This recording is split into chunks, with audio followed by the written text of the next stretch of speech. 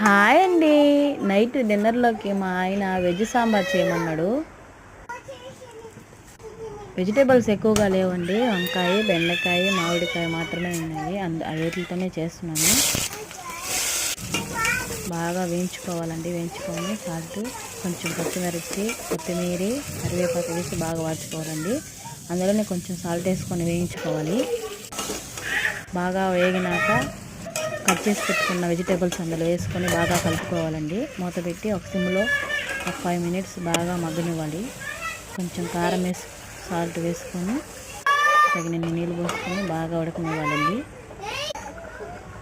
చూడండి బాగా కాయలు ఉడిపోయాయి. అందులోనే ఉడకబెట్టుకున్న పప్పు పోసి ముందుగా నానబెట్టిన చింతపండు కొంచెం పోసుకొని లాస్ట్లో సాంబార్ పొడి వేసుకొని మగ్గనివ్వాలి.